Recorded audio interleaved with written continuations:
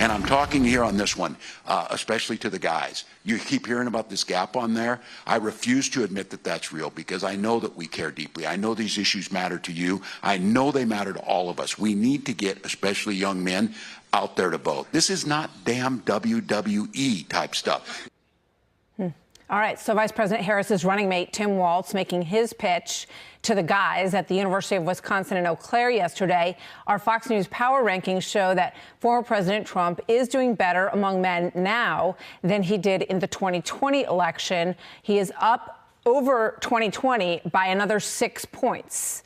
Meanwhile, the group that is backing Harris put out these videos that got a ton of pickup on social media. They are not from the campaign, but they are from a group that supports her.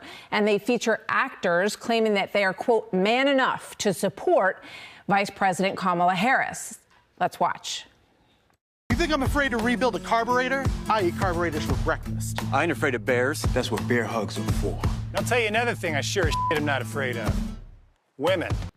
Harris Faulkner standing by in Battleground, Georgia, because tomorrow she is going to host a town hall there with former President Trump. We'll speak with her in just a moment. First, let's bring in Ian Sams, senior advisor for the Harris-Walz campaign. Ian, good to have you with us. Thank you very much for joining us today. Do you embrace or disown those ads about being man enough? Well, thanks for having me, first of all. And, it's political silly season. So, of course, there's a lot of comedians and groups out there making videos that don't necessarily reflect the view of the campaign. I'd say with Vice President Harris, she's trying to earn men's support across this country in the same way she's trying to earn women's support across this country, which is through ideas that actually help their lives, whether that's bringing tax cuts to 100 million middle-class people or making sure that small businesses, men out there who want to start a small business, can get a tax because Tim Walz brought it up, Ian, I want to ask you. These are the things that she's running to make sure that she appeals based on ideas instead of things like that. But you hear Tim Walz reaching out to men and saying, I don't believe that there is this gender gap. And you see where she's going to talk to voters over the coming days. And she is reaching out to that male voter. So why do you think she has lost 6 points since 2020 with male voters? Why do you think that is? What's behind that?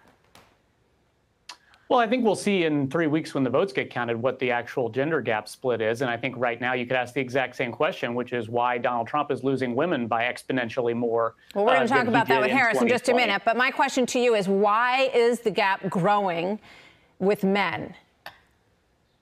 Well, I don't think that the national polls necessarily reflect an accurate snapshot. I mean, I think that in each battleground state, we're seeing different numbers. We're seeing her grow her support the longer she talks about her ideas, including her economic ideas for the middle class. I think that she's growing that support every single day. I'm looking forward to Harris's. But you must acknowledge, Ian, that when you look at where she's going and, where she's doing campaign interviews right now. She's talking to Charlamagne the God. She just sat down with Roland Martin. She's losing men, and there's an effort, we have heard, to get on Joe Rogan as well. So, I mean, when you look at where a candidate is going, it's clear where they think they need ground to make up, right? I totally hear that. And you see Donald Trump spending all his time on bro podcasts. And so I think that the question is he losing male support that he doesn't necessarily have if he's spending all that time talking to male comedians on podcasts or coming into conservative media and only talking to male anchors? All right, so you're saying it's not happening. We'll see, but she's clearly spending a lot of time trying to reach those male voters, and she has said, that I know I have to earn those male voters' votes, and clearly that seems to be one of the priorities for the campaign. On this Fox power rankings, with regard to immigration, Ian, it says, do you think that Kamala Harris has explained her policies and plans to address illegal immigration? It was asked of both candidates.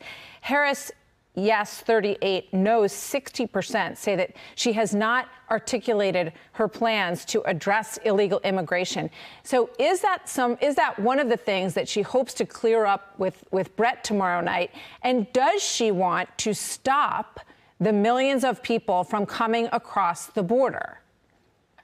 Well, I hope that tomorrow President Trump, who I know watches Fox a lot, does watch her interview with Bret Baier and gets to talk about the border security plan that she's proposing, which is unfortunately the border security plan that President Trump killed.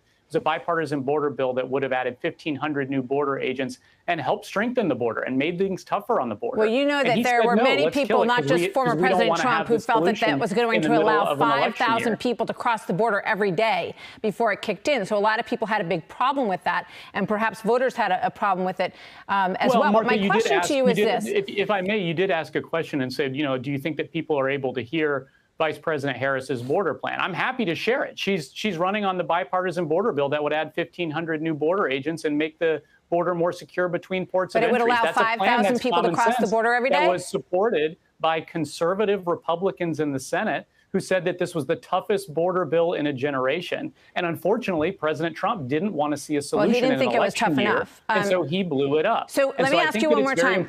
Does she support, since you say she supports that bill, Ian, I just want to get a specific answer to this question, because you're pushing that bill that a lot of people thought wasn't tough enough. Does she support allowing up to 5,000 people to cross the border every day? No, in fact, she came out recently and explained, she came out recently and explained in a speech at the border where she toured the border with border agents and explained that in her administration, she would actually be even tougher than President Biden has been on raising the number before you can allow more people through the border between the ports of entry. So she's actually proposing a stricter. Why do we allow anyone through the ports of entry? Seen from President Biden. Can you answer that question to me? Why do we allow anyone to cross through the ports of entry? Well, I think that you've seen from this action that's been taken over the last 6 months dramatic reductions in crossings, undocumented crossings. All those things could have happened a long time ago. And I think that that's the kind of thing that we want to continue doing, which is bringing down illegal border crossings. And in fact, that is exactly what her plan would do. And unfortunately, President Trump blew it up because he wanted to run on the problem. And can I make one point about men? Because I think you raised something. I think that if you're a man, you're not afraid to put out your medical records. If Donald Trump was a real man, he'd put out his medical records. And so I think he shouldn't be afraid to show the country his health and mental and physical fitness before this election. It's something we've been talking about for the last few days. And if he's watching, I hope he understands the importance of telling the American people whether you're up to the job by showing your health information and showing whether you can be fit. Well, maybe Harris will ask him about it. We haven't heard that being a major issue from voters. When we ask people what they care about, it doesn't register very high. But we'll see. Maybe Harris will ask about that as well. And Ian, I want to thank you very much for joining us, as always. Thank you. Good to see you.